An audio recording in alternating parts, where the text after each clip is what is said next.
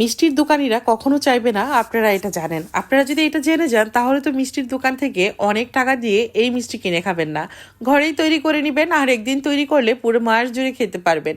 এটা অনেক বেশি মজা, নিজে তো খাবেন, দেখা যাবে আত্মীয় স্বজনের বাসায় যখন যাবেন মিষ্টির দোকানে না গিয়ে নিজেই তৈরি করে সুন্দর বক্সে করে নিয়ে যেতে পারবেন। এটা একবার কাউকে তৈরি করে খাওয়ালে সে কিন্তু আপনার ফ্রেন্ড হয়ে যাবে।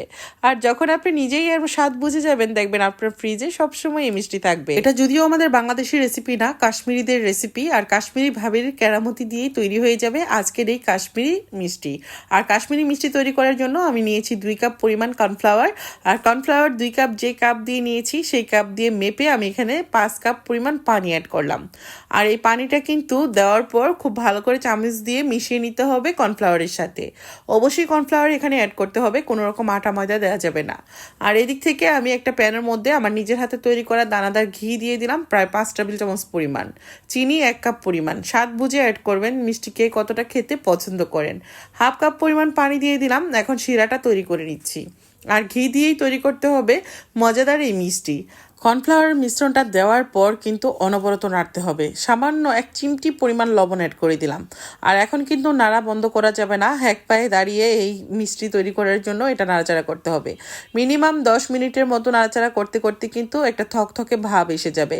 1 সেকেন্ডের জন্য চামচটা কিন্তু বন্ধ করবেন না যতক্ষণ না এটা দলা পাকিয়ে যাচ্ছে। এই মিষ্টি তৈরি করতে সময় অনেক বেশি কম লাগে। আর এটা যারা নতুন আপু বা ভাইয়ারা ট্রাই করতে চাচ্ছেন তারা অবশ্যই কর্নফ্লাওয়ার দিয়ে করবেন। অনেকে আবার প্রশ্ন করবেন আপু কর্নফ্লাওয়ার কি? যে কোনো মুদি দোকানে আপনারা পেয়ে যাবেন, আর সুপার শপও পেয়ে যাবেন। আর কর্নফ্লাওয়ার হলো ভুট্টার আটা। তো ভুট্টার আটা দিয়েই কিন্তু এই কর্নফ্লাওয়ারটা তৈরি করা হয়। এখন আমি সামান্য পরিমাণ ফুড কালার অ্যাড করে দিলাম। আপনারা আপনাদের পছন্দ মতো কালার অ্যাড করতে পারেন, কারণ এই হালুয়াতে কিন্তু ফুড কালারটা অ্যাড করা হয়ে থাকে। আপনি বিভিন্ন বড় বড় মিষ্টির দোকানে দেখবেন মিষ্টির দোকানের একটা পাশেই কিন্তু এই মিষ্টিটা থাকবে। আর অনেক চড়া দাম দিয়ে আমরা এটা কিনে খাই। এখানে আমি কিছু কাজু বাদাম, কিছু পেস্তা বাদাম, কিছু কিশমিশ এগুলো অ্যাড করে দিলাম। সামান্য পরিমাণ এলাচি পাউডার দিয়ে দিলাম, এতে করে এলাচের খুব সুন্দর একটা ফ্লেভার আসবে।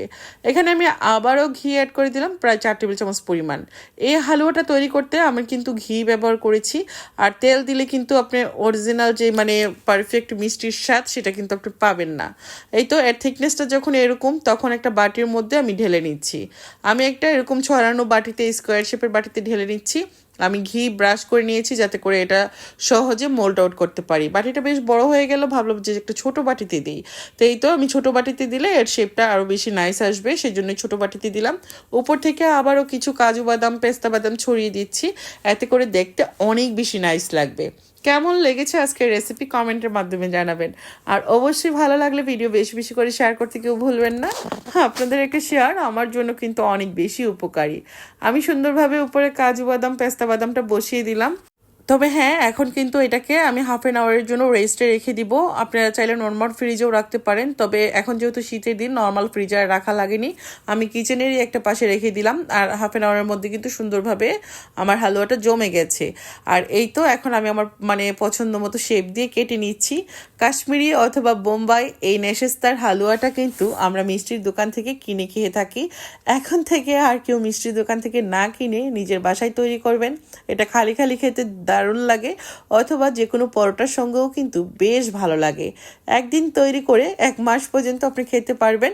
যদি মনে হয় যে আমি এটা নিয়ে কারো বাসায় বেড়াতে যাব, সে কিন্তু বুঝতেই পারবে না যে এটা আপনি নিজে তৈরি করেছেন। সুন্দর একটা বক্সে করে সাজিয়ে নিয়ে বেড়াতে চলে যাবেন, দেখবেন অল্প খরচে আপনি এই মিষ্টি ঘরেই তৈরি করতে পারছেন।